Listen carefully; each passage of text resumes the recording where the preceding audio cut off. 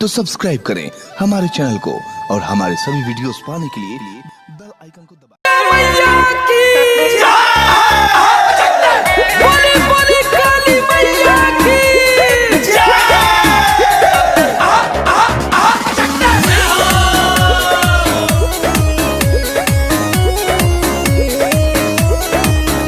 असुमैया के मूर्ति सजाई के,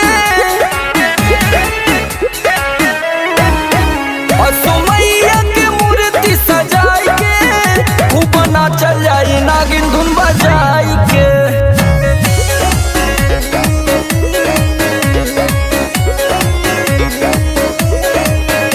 ओढ़ी चुनर माथे टिकवा लगाई के, खूब नाचल जाई नागिन धुन बजाई के।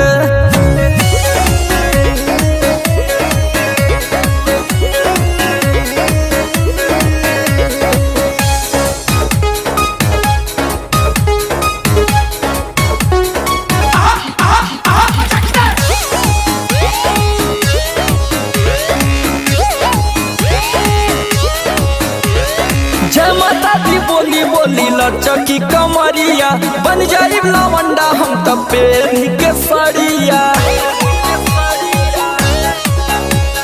जय माता दी बोली बोली लचकी कमरिया, बन जाई लवंडा हम तब पेनी के सड़िया।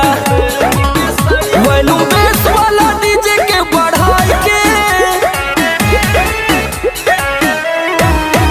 वैलू बेस वाला डीजे के बढ़ाई के, खूब नाचल जाई नागिन धुन बजाई के।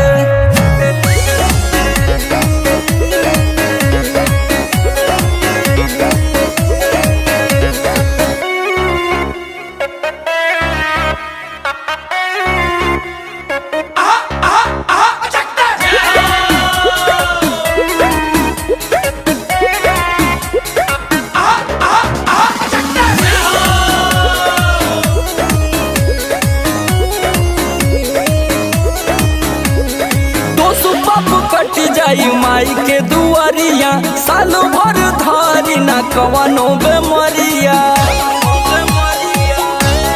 हाँ हाँ दोसु बाप कटी जाई माई के दुआरिया, साल भर धारी ना कवनो बेमरिया।